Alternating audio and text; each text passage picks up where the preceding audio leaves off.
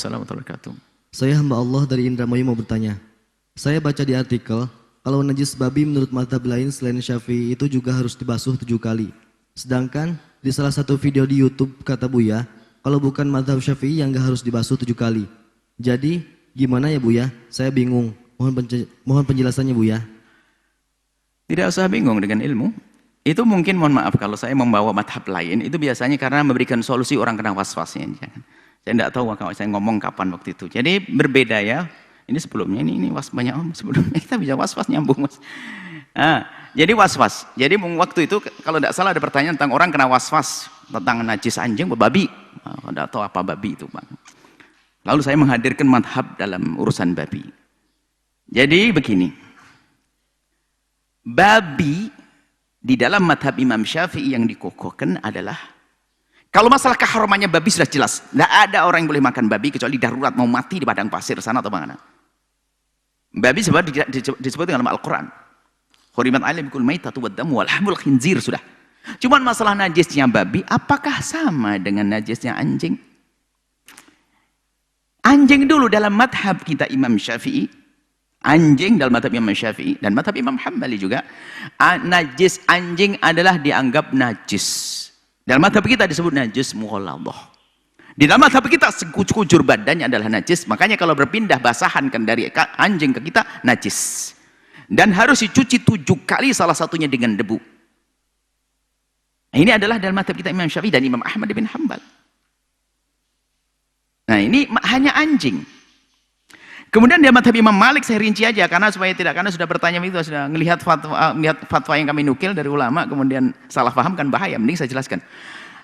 Adapun menurut madhab Imam Malik rahimahullahu ta'ala tadi mengatakan tidak dibasuh 7. Tidak. Dalam madhab Imam Malik sekalipun anjing dibasuh 7 kali tapi bukan karena najis, karena ta'abudi.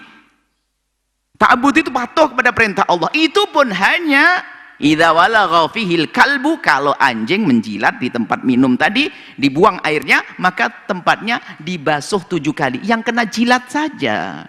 Adapun badannya enggak wajib 7 kali. Jadi hanya 7 kalinya pun madhab Maliki, tadi mengatakan madhab Maliki tidak, madhab Maliki tetap 7 kali, cuman ta'abudi adalah bukan karena najis. Alasannya madhab Maliki, kenapa kalau memang najis gak harus 7 kali, 10 kali atau 3, 2 yang penting bersih. Tapi di saat dituju ada ta'abudi.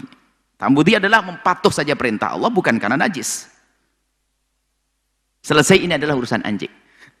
Adapun babi dalam madhab Syafi'i, kebanyakan ulama madhab Syafi'i mengatakan babi itu disamakan dengan anjing. Nggak ada perintah 7 kali di babi. Cuman karena babi, anjing saja tidak dikatakan haram makannya dengan nas Quran saja disuruh basuh 7 kali. Babi ini yang disebut dalam Al-Quran pasti harus lebih serem ini najisnya. Maka madhab Syafi'i mengatakan babi pun dibasuh 7 kali. Tapi jumhur ulama yang lain kebanyakan mengatakan tidak. Pak Imam Nawawi dalam Majmu' mengatakan atharul ulama, kebanyakan ulama mengatakan babi tidak dibasuh 7 kali. Imam Nawawi menukil dari para ulama. Termasuk ini adalah yang salah satu berkata Imam Syafi'i. Salah satu berkata Imam Syafi'i. Tapi kita tidak boleh main-main ikut. Kebanyakan ulama mazhab Syafi'i babi sama dengan anjing. Tapi jadi justru kebanyakan mazhab babi bukan, haramnya iya, tapi tidak harus 7 kali karena nggak ada nas tentang babi. Jadi kebalikannya dari yang bertanya tadi, oh tidak, babi tidak, kecuali dalam mazhab Syafi'i tadi, sebagian mazhab Syafi'i, ulama Syafi'i mengatakan harus 7 kali disamakan dengan anjing. Imam Syafi'i, Imam Nawawi dan Majmu' mengatakan, kebanyakan mengatakan tidak harus 7 kali.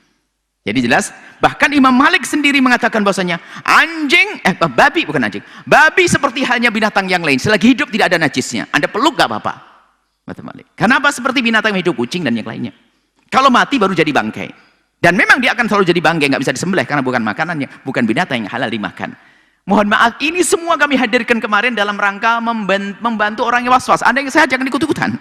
Saya khawatir menghadirkan madhab ini akan diikuti oleh orang yang sehat. Oh penyakitan nantinya. Jangan, ini kita coba main-main madhab nggak boleh enak ini sana. Ini untuk memberikan solusi kepada orang yang kemarin kena was-was, tidak tahu masalah apa sih? Apa orang nginjek sepatunya ada bekas makanan kalau tidak salah begitu? Itu orang kena was-was ya. Kalau tidak dikasih begini stres nanti dia. Tapi Anda yang sehat jangan ikut-ikutan ya. Mohon maaf, ini adalah seputar madhab tentang masalah najis. Mohon maaf ini sebelumnya yang sudah Ini adalah wawasan, baru Anda tidak boleh main-main, ngentengin, nggak boleh. Jadi seperti itu. Semoga Allah memberikan pemahaman yang benar dan yang was-was sehat semuanya. Wallahu a'lam bishawab.